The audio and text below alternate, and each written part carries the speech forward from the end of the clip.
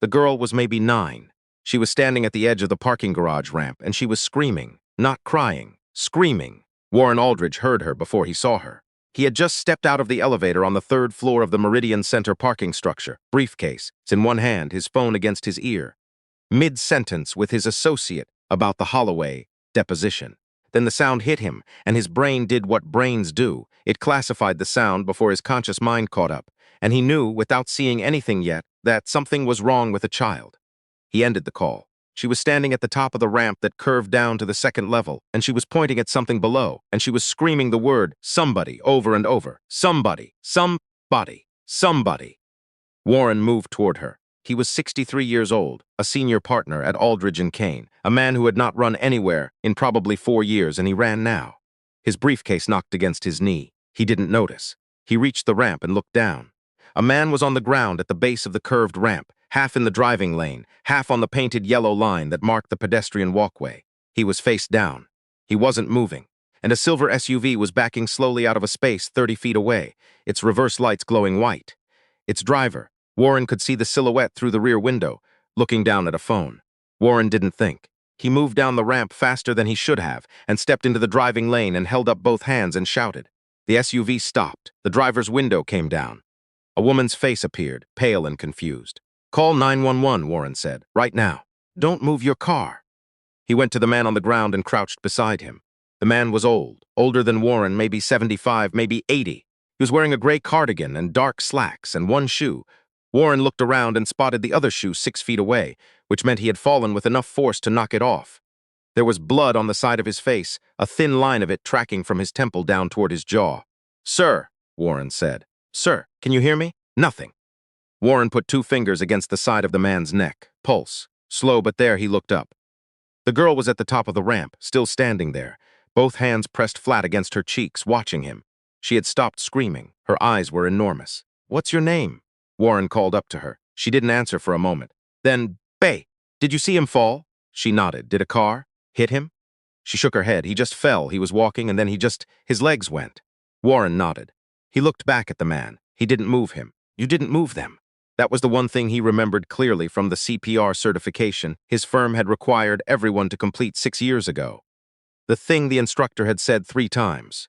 If there's any chance of a spinal injury, you do not move them. You keep them still and you wait. "Sir," Warren said again.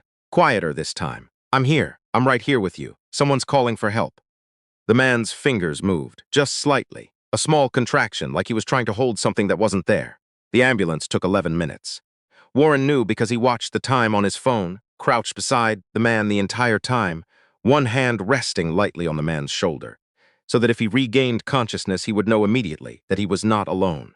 The woman in the SUV had called 911 and then gotten out of her car and stood nearby, asking every 30 seconds if there was anything she could do. Warren told her each time that she was doing fine, just stay close. The girl named Bia had come partway down the ramp and sat on the curb with her knees pulled up to her chest. When the paramedics arrived, Warren stepped back and gave them room. He answered their questions. No, he hadn't moved him. No, he hadn't seen him fall. Yes, the girl over there had witnessed it. One of the paramedics went to talk to Bia. Warren watched the other 2 work on the man, watched them put a collar around his neck and ease him onto a board, watched them do all the things that people train for years to do in exactly these moments. The man's eyes opened when they were transferring him to the stretcher.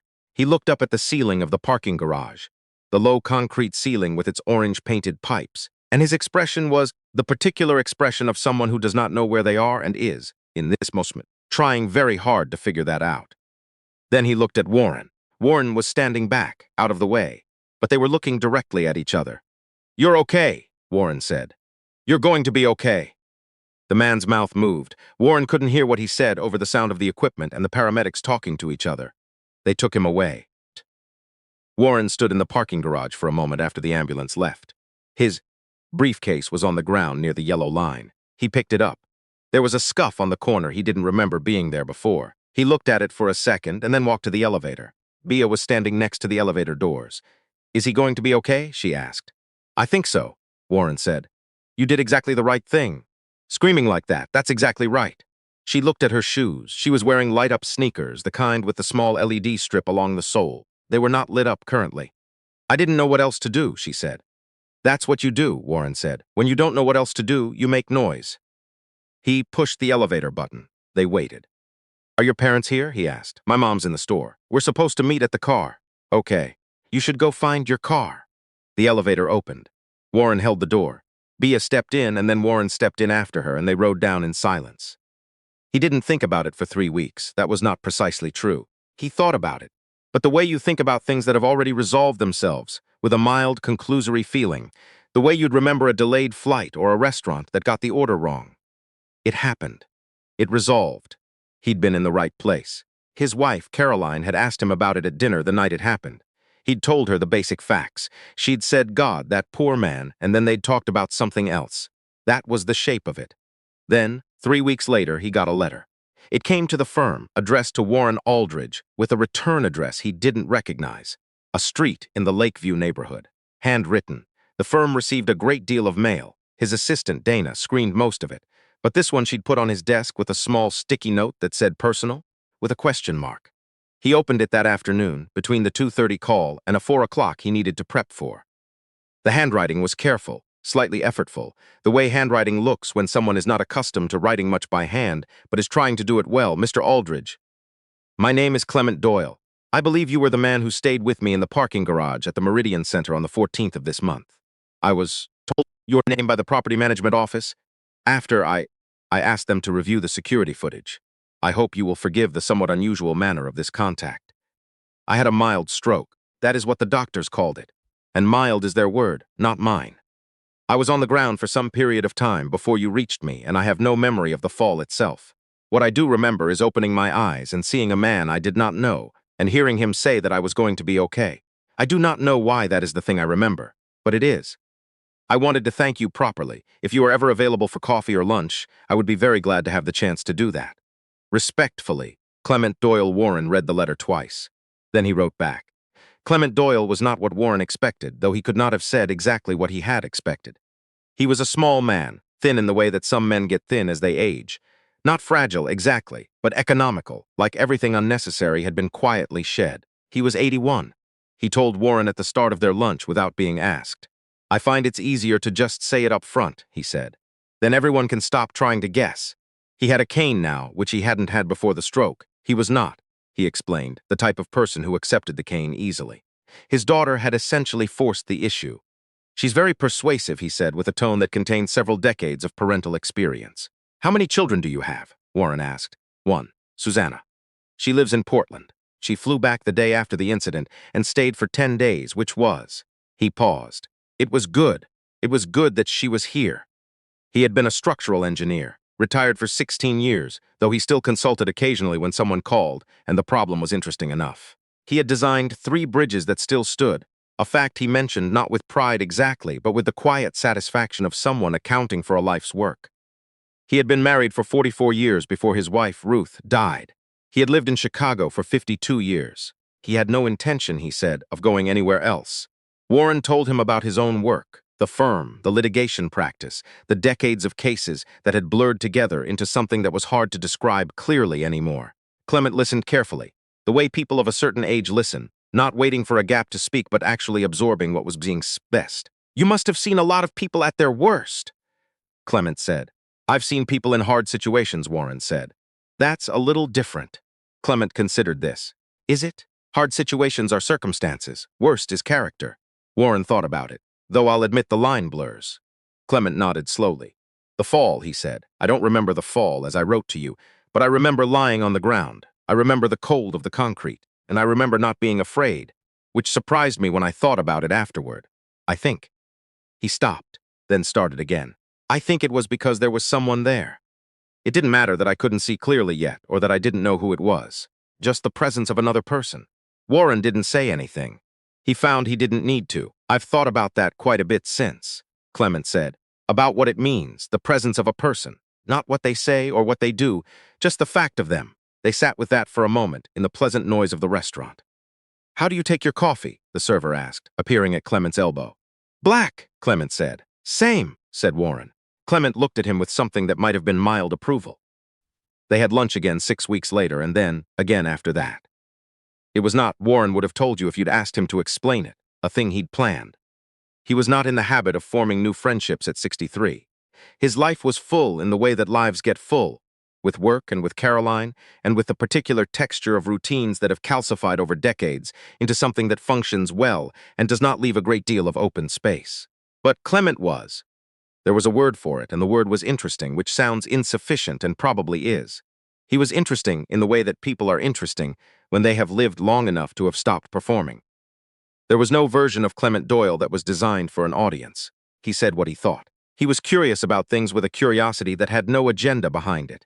And he was, Warren gradually understood, lonely in a way that he was too proud to name but too honest to fully conceal.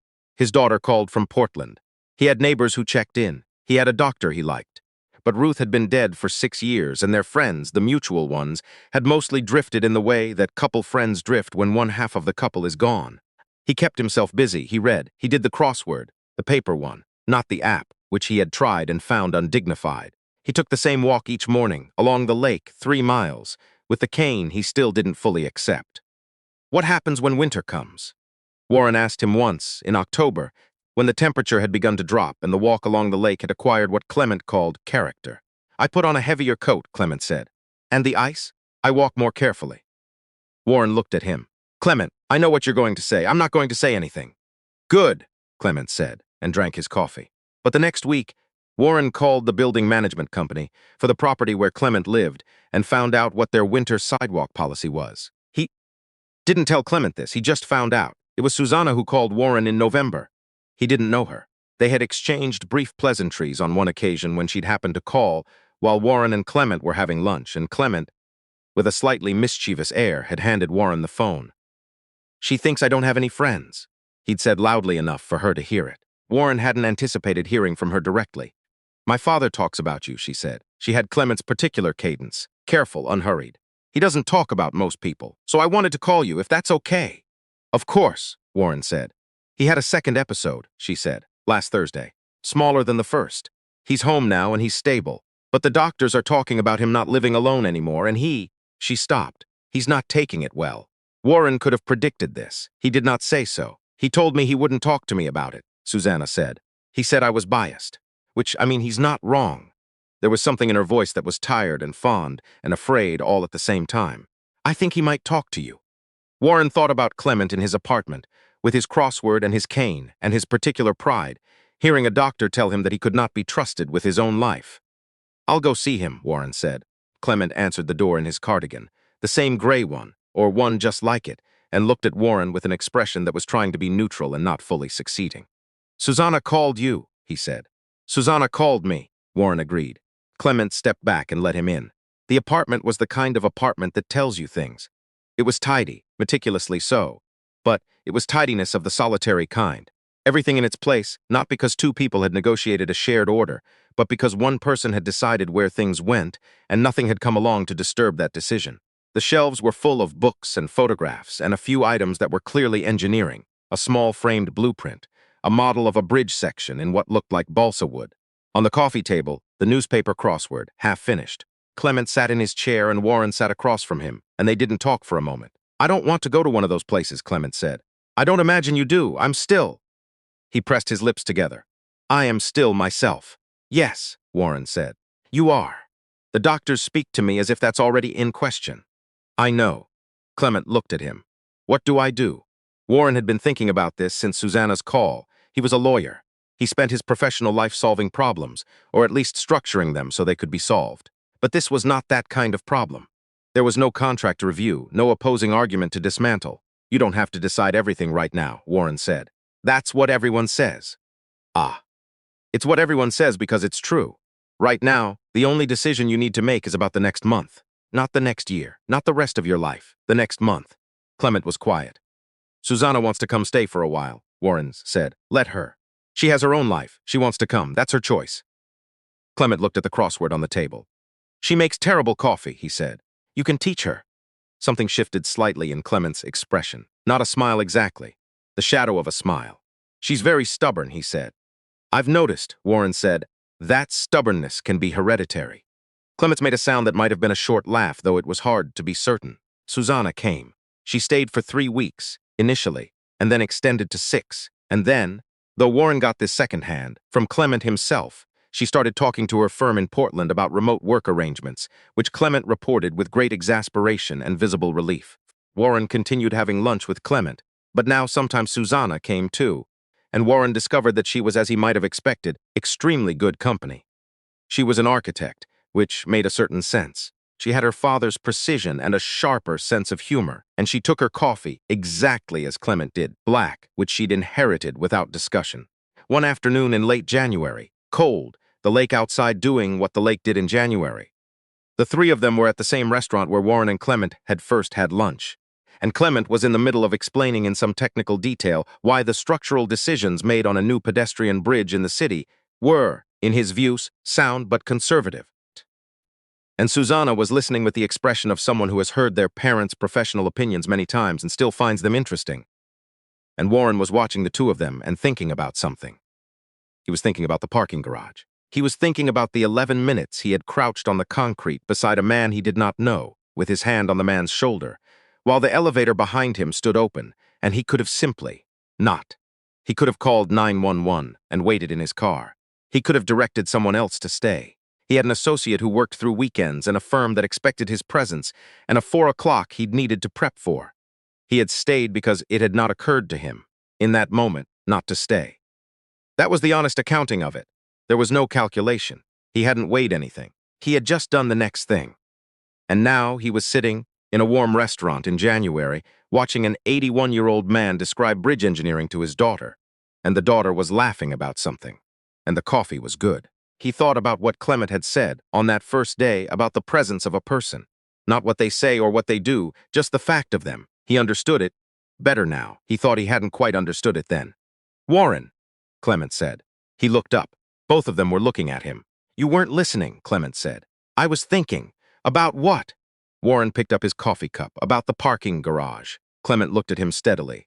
"The cold of the concrete," Warren said. "You mentioned that once." Clement nodded slowly. "I remember. Was it very cold?" Clement thought about this.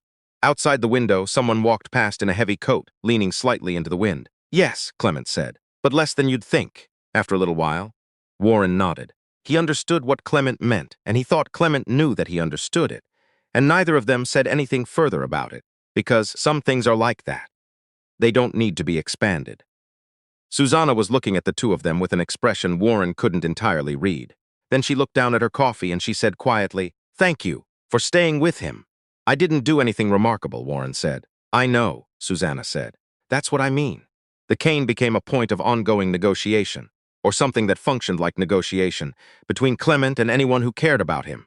He used it. He didn't like to be seen using it. He used it when it was icy and argued about it when it wasn't. And the argument was, Warren came to understand, not really about the cane.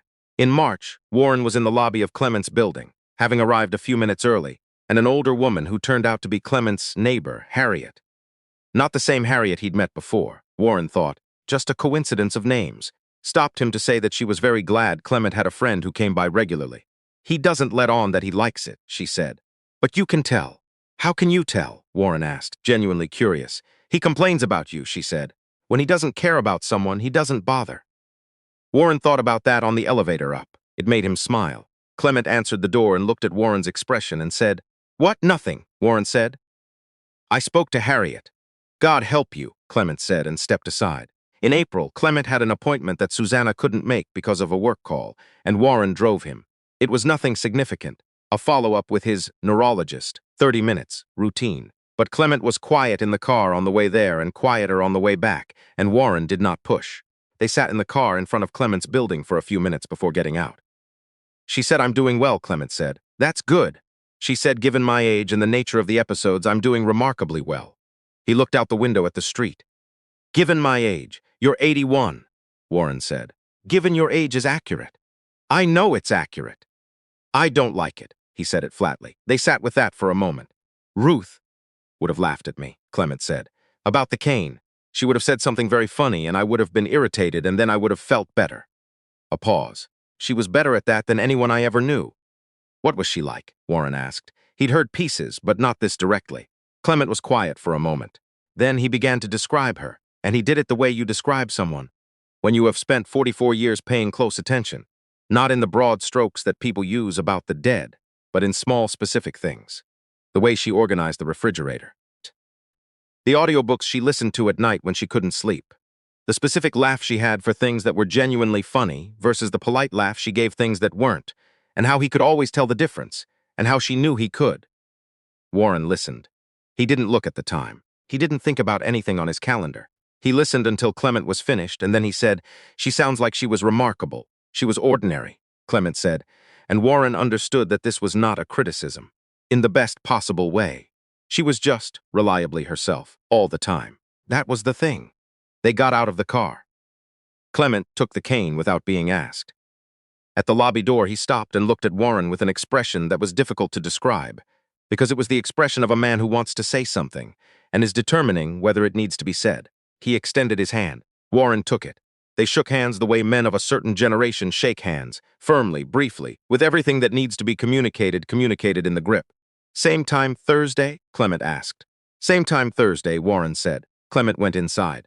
Warren stood on the sidewalk for a moment, looking at the building, before turning and walking back to his car. The lake was 4 blocks east, and he could smell it, that particular cold mineral smell that belongs to March in Chicago, the smell of something enormous that has been frozen and is now beginning again to move. He walked slowly, in no particular hurry, in the direction of the car.